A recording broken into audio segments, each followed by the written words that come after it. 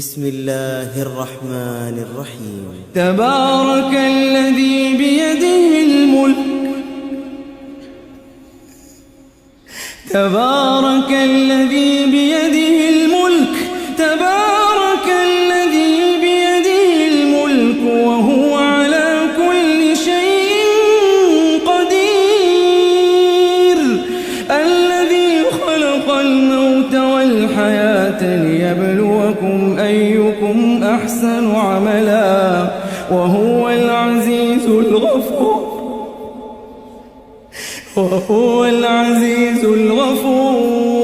وهو العزيز الغفور الذي خلق 7 سماوات طباقا ما ترى في خلق الرحمن من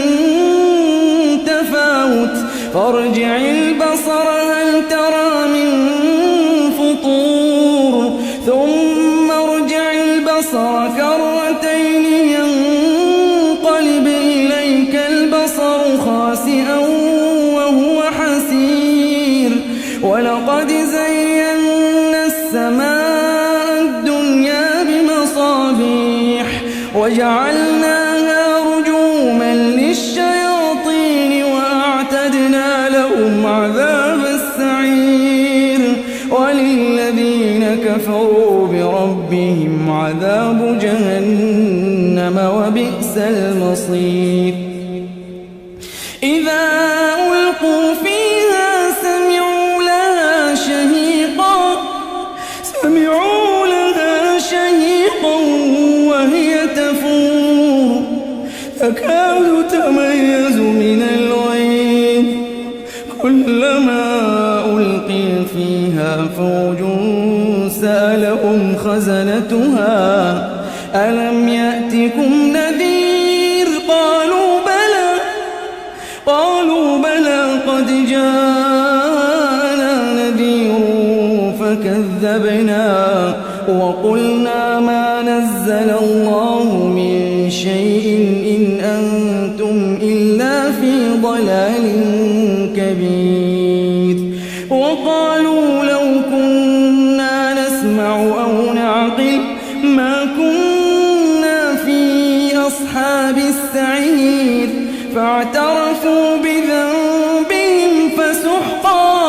فسحقا لأصحاب السعير إن الذين يخشون ربهم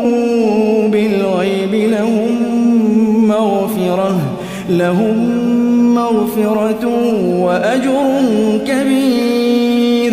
وأسروا قولكم أو اجهروا به إنه عليم بذات الصدور ألا يعلم من خلق وهو اللطيف الخبير هو الذي جعل لكم الأرض ذلولا فامشوا في مناكبها وكلوا من رزقه وإليه النشور أأمنتم من في السماء أن يخسف بكم الأرض فإذا هي تمور أم أمنتم من في السماء أن يرسل عليكم حاصبا فستعلمون كيف نذير ولقد كذب الذين من قبلهم فكيف كان نكير أولم يروا إلى الطير فوقهم صافات ويقبضن ما يمسكهن إلا الرحمن إنه بكل شيء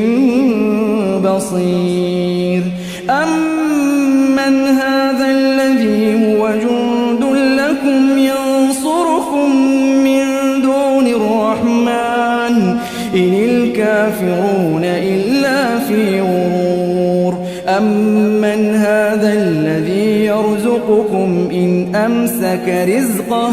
بل لجوا في عتو ونفور أفمن يمشي مكبا على وجهه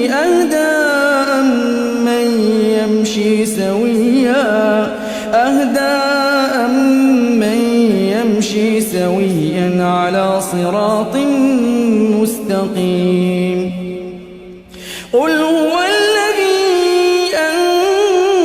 أنشأكم وجعل لكم السمع والأبصار والأفئدة قليلا ما تشكرون قل هو الذي ذراكم في الأرض وإليه تحشرون ويقولون متى هذا الوعد إن كنتم صادقين قل إنما العلم عند الله وإنما أنا نذير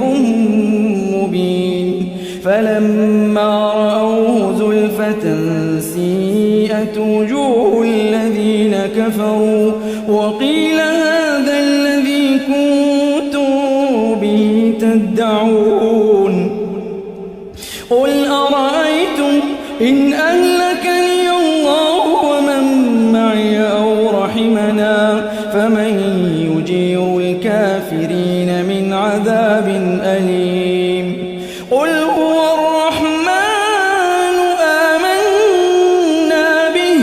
وعليه توكلنا فستعلمون من هو في ضلال مبين قل أرأيتم إن أصبح ماؤكم غورا فمن يأتيكم